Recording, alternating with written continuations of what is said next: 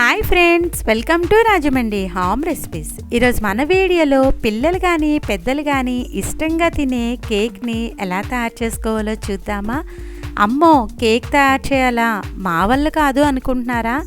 చాలా simple and టేస్టీగా ఉండే బిస్కెట్ కేక్ని ఒక్కసారి నేను చూపించిన ప్రొసీజర్లో ట్రై చేయండి. ఫస్ట్ టైం చేసేవాళ్ళు కూడా చాలా పర్ఫెక్ట్గా అయితే చేయగలుగుతారు. పిల్లలైతే మటుకు ఈ కేక్ని చాలా ఇష్టంగా తింటారండి.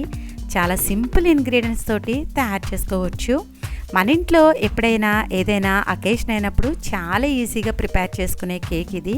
ఎలా చేసుకోవాలో చూద్దామా. ముందుగా దీన్ని ప్రిపేర్ చేసుకోవడానికి ఏ బ్రాండ్ అయినా పర్వాలేదు, క్రీమ్ బిస్కెట్స్ అయితే తీసుకోండి. నేనైతే ఈ బ్రాండ్ బిస్కెట్స్ని పెద్ద సైజ్ ప్యాకెట్స్ అనేవి 2 తీసుకుంటున్నాను. ఇలా 2 పెద్ద సైజ్ ప్యాకెట్స్ తీసుకుంటే మీకు ఆ సైజ్ కేక్ అయితే వస్తుంది. ముందుగా ఈ బిస్కెట్స్ అన్నిటిని కూడా ఓపెన్ చేసి ఒక ప్లేట్లోకి అయితే తీసేసుకోండి. ఇది క్రీమ్ బిస్కెట్స్ కదా, మనకి దీంట్లో క్రీమ్ అయితే ఉంటుంది. ఇప్పుడు ఆ క్రీమ్ని అయితే రిమూవ్ చేద్దాం. బిస్కెట్ని ఇలా మధ్యకి డివైడ్ చేశారంటే క్రీమ్ అయితే వస్తుంది. క్రీమ్ని చాక్ తోటి ఈ విధంగా రిమూవ్ చేసి ఒక బౌల్లోకి అయితే పెట్టేసుకోండి. ఇలానే మిగిలిన బిస్కెట్స్ అన్నీ కూడా ఓపెన్ చేసి మధ్యలో ఉన్న క్రీమ్ని అయితే రిమూవ్ చేసేసుకోవాలి. చూశారు కదా, బిస్కెట్స్ అన్నీ ఒక ప్లేట్లో పెట్టుకున్నాను, క్రీమ్ని ఒక బౌల్లోకి పెట్టుకున్నాను. ప్రొసీజర్ అయితే చూసేద్దామా. మిక్సీ జార్ తీసుకొని ఈ బిస్కెట్స్ని హాఫ్కి బ్రేక్ చేయండి, అప్పుడు ఈజీగా గ్రైండ్ అవుతుంది. ఇలా నేనైతే half of the quantity biscuits మాత్రమే వేస్తున్నాను. ఈ రెసిపీకి మనకి 4 టేబుల్ స్పూన్స్ దాకా షుగర్ పడుతుంది. నేనైతే ముందుగా 2 టేబుల్ స్పూన్స్ దాకా షుగర్ వేసుకొని మూత పెట్టేసుకొని ఫైన్గా పౌడర్ అయితే గ్రైండ్ చేస్తున్నాం. చూడండి, చక్కగా స్మూత్గా బిస్కెట్ పౌడర్ అయితే రెడీ అయిపోయింది కదా. ఇప్పుడు ఈ పౌడర్ని ఒక బౌల్లోకి అయితే ట్రాన్స్ఫర్ చేసుకుందాం. నేనైతే ఓన్లీ హాఫ్ బిస్కెట్స్ మాత్రమే గ్రైండ్ చేశానండి. ఒకేసారి మొత్తం బిస్కెట్స్ వేస్తే మనకి సరిగ్గా పౌడర్లా గ్రైండ్ అవ్వదు. ఇప్పుడు మిగిలిన బిస్కెట్స్ అన్నీ కూడా యాడ్ చేసుకోండి. మరొక 2 టేబుల్ స్పూన్స్ షుగర్ అయితే ఉండిపోయింది కదా, దాన్ని కూడా యాడ్ చేసుకొని మూత పెట్టేసుకొని స్మూత్గా బిస్కెట్ పౌడర్ని అయితే రెడీ చేసుకోవాలి. ఇలా రెడీ చేసి పెట్టుకున్న బిస్కెట్ పౌడర్ని బౌల్లోకి అయితే ట్రాన్స్ఫర్ చేసేసుకోండి. ఇప్పుడు కేక్ చేసుకోవడానికి ఇలా కేక్ గిన్నె కానీ లేదు అనుకుంటే ఏదో ఒక గిన్నె మీ ఇంట్లో ఉన్న తీసుకోండి. ఆయిల్ కానీ ఇలా నెయ్యిని కానీ తీసుకొని చక్కగా బ్రష్తో కానీ చేతితో కానీ మొత్తం అన్ని సైడ్స్కి ఈ ఆయిల్ కానీ గీ కానీ పట్టేటట్టుగా గ్రీస్ చేసేసుకోండి. ఇలా మొత్తం కేక్ టిన్ని గ్రీస్ చేసేసుకున్న తర్వాత దీంట్లోకి కొద్దిగా మైదాని డస్టింగ్ చేసేసుకుంటే సరిపోతుంది. ఈ విధంగా కేక్ గిన్నెనైతే రెడీ చేసుకోండి. ఇప్పుడు ఈ బిస్కెట్ పౌడర్లోకి 1 స్పూన్ దాకా బేకింగ్ పౌడర్, అలానే 1 స్పూన్ దాకా బేకింగ్ సోడా కూడా తీసుకోవాలి. ఈ రెసిపీకి టోటల్గా 1 కప్పు దాకా మిల్క్ తీసుకుని ముందుగా హాఫ్ కప్ మిల్క్ని అయితే యాడ్ చేసుకోండి. ఇలా మిల్క్ అంతా కూడా బిస్కెట్ పౌడర్లో బాగా కలిసేలాగా కలిపేసుకోవాలి. చూసారు కదా, ఇది కాస్త థిక్గా ఉంది కదా, మరి కాస్త హాఫ్నైతే యాడ్ చేసుకోండి. ఈ విధంగా మిల్క్ని చూసుకుంటూ గ్రాడ్యువల్గా యాడ్ చేసుకోవాలి. నాకైతే 3/4 కప్ దాకా మిల్క్ అనేది పట్టింది. ఎక్కడ కూడా లంప్స్ లేకుండా బాగా స్మూత్ బ్యాటర్ అయ్యే వరకు ఇలా విస్కర్ తోటి బాగా బీట్ చేసుకోండి. ఒకవేళ మీ ఇంట్లో కనుక విస్కర్ లేకపోతే మీరు సేమ్ ప్రొసీజర్ మిక్సీ జార్లో కూడా చేసుకోవచ్చు. చూడండి, బ్యాటర్ అనేది ఎంత స్మూత్గా రెడీ అయిందో కదా. ఇలా మంచిగా క్రీమీ స్ట్రక్చర్ వచ్చే వరకు బీటర్ తోటి కలుపుతా బీట్ చేసుకోవాలి. ఇలా పర్ఫెక్ట్గా క్రీమీ స్ట్రక్చర్ అయితే వచ్చేస్తుంది కదా, కేక్ని అయితే రెడీ చేసుకుందాం. దానికోసం ఒక ప్యాన్ పెట్టేసి ప్యాన్ మీద ఇలా స్టాండ్ పెట్టి ప్రీహీట్ చేసుకోండి. ఇది ప్రీహీట్ అయ్యేలాగా మనం కేక్ టిన్ తీసుకున్నాం కదా గ్రీస్ చేసి, దాంట్లోకి ఈ బటర్ పేపర్ వేసేసుకొని మనం రెడీ చేసి పెట్టుకున్న ఈ క్రీమీనంతా కూడా వేసేసుకోవాలి. ఈ విధంగా మొత్తం బ్యాటర్ అంతా కూడా యాడ్ చేసేసుకోండి. వేసుకున్నాక మనం ఈ కేక్ టిన్ని నేను వీడియోలో చూపించిన విధంగా జస్ట్ ఈ విధంగా కనుక ట్యాప్ చేశారంటే కనుక మంచిగా హెయిర్ బబుల్స్ అనేవి రిలీజ్ అవుతాయి. ఇలా కేక్ టిన్ అయితే రెడీ అయిపోయింది కదా, మనకి ప్యాన్ కూడా ప్రీహీట్ అయింది కదా.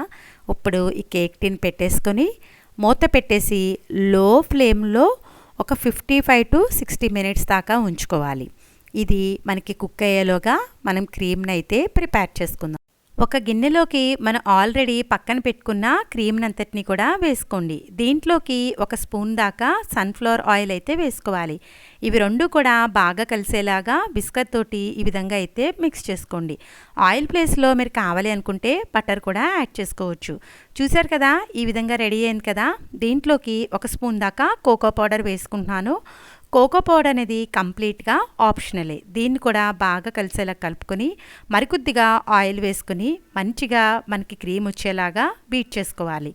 ఒకవేళ మీరు ఇలా చేయడం కష్టంగా ఉందనుకుంటే డార్క్ చాక్లెట్ తీసుకుని డబుల్ బాయిల్ మెథడ్లో కూడా చేసుకుని మీరు క్రీమ్ని అయితే రెడీ చేసుకోవచ్చు. విస్కర్ తోటి ఒక 10 నిమిషాలు ఇలా బీట్ చేసేటప్పటికి మంచిగా క్రీమ్ అయితే రెడీ అవుతుంది. ఈలోగా మన కేక్ కూడా బేక్ అయిందా లేదా చెక్ చేద్దాము. ఇలా టూత్పిక్ తీసుకొని మీరు లోపలికి ఇన్సర్ట్ చేశారంటే ఎక్కడ కూడా మనకి కేక్ పిండి అంటుకోకుండా ఉంటే పర్ఫెక్ట్గా కుక్ అయినట్టు. ఇప్పుడు స్టవ్ ఆఫ్ చేసేసి దీన్ని పూర్తిగా చల్లారనిద్దాము. కేక్ చూసారు కదా, చాలా పర్ఫెక్ట్గా అయితే కుక్ అయింది. ఇది పూర్తిగా చల్లారిన తర్వాత మాత్రమే డీమోల్డ్ చేసుకోండి.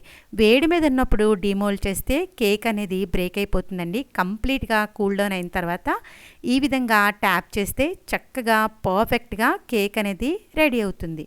చూడండి, కేక్ అయితే రెడీ అయిపోయింది కదా. ఇప్పుడు దీనిపైన ఉన్న బటర్ పేపర్ని అయితే రిమూవ్ చేసేద్దాం.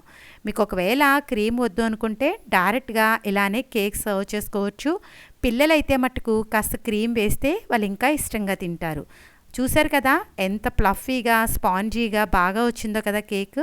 ఇప్పుడు ఈ కేక్ని అయితే మనం డెకరేట్ చేసుకుందాం. మనం ఆల్రెడీ క్రీమ్ని అయితే రెడీ చేసుకున్నాం కదా, ఆ రెడీ చేసి పెట్టుకున్న క్రీమ్ని అంతటిని కూడా యాడ్ చేసేసుకోండి. ఈ విధంగా మొత్తం క్రీమ్ అంతా వేసుకున్న తర్వాత దీన్ని నేను చాక్ తోటి వీడియోలో చూపించిన విధంగా ఈవెన్గా అంతా స్ప్రెడ్ అయ్యేలాగా స్ప్రెడ్ చేసేసుకోవాలి. చూడండి, ఈ విధంగా అంటే మొత్తం అంతా ఈవెన్గా స్ప్రెడ్ అయిపోతుంది. ఇలా చేసుకునేటప్పటికి చూడడానికి చాక్లెట్ కేక్లా ఉంటుంది, తినడానికి కూడా అచ్చంగా చాక్లెట్ కేక్ ఉన్నట్టే ఉంటుంది. అయితే ఇది మరింత అట్రాక్టివ్గా ఉండాలని చెప్పి దీనిపైన నేను జమ్స్ అయితే ఈ విధంగా అయితే డెకరేట్ చేస్తున్నా. లేదు అనుకుంటే మీరు ఏవైనా కూడా యాడ్ చేసుకోవచ్చు పైన డెకరేషన్గా. చూశారు కదా, బిస్కెట్ కేక్ తయారు చేయడం ఇంత ఈజీ అనిపించిందా? వీడియో నచ్చేసిందా? అయితే ఒక్క లైక్ ఇవ్వడం మర్చిపోవద్దండోయ్. మీరిచ్చే లైక్ వల్ల మన వీడియో ఇలాంటి మరికొన్ని వ్యూయర్స్కి అయితే చేరుతుంది. చూశారు కదా, కలర్ఫుల్ బిస్కెట్ కేక్ అయితే రెడీ అయిపోయింది. ఇలా చక్కగా నేను చెప్పిన ఈ టిప్స్ జాగ్రత్తలు ఫాలో అవుతూ మీరు కూడా ఈ బిస్కెట్ కేక్ని తయారు చేసుకోండి. తయారు చేసిన తర్వాత చక్కగా ఇలా పీసెస్గా కట్ చేసి సర్వ్ చేసుకొని ఎలా వచ్చిందనేది మీ అమూల్యమైన ఫీడ్బ్యాక్ని మటుకు నా కామెంట్ సెక్షన్లో తెలియజేయడం అయితే మర్చిపోవద్దు. చూశారు కదా, పర్ఫెక్ట్గా బిస్కెట్ కేక్ అయితే రెడీ అయిపోయింది. ఇది ఎలా ఉందో చూసేద్దామా మరి? చూడండి, చక్కగా ఫోర్క్ తోటి ఇలా చక్కగా పీసెస్గా కట్ చేస్తే చాలా ఈజీగా కట్ అయిపోతుంది. ఇంకెందుకు ఆలస్యం, మీ అందరికీ నా వీడియో నచ్చిందని అనుకుంటున్నా. Thanks for watching my video. Please like, comment, share, subscribe my channel.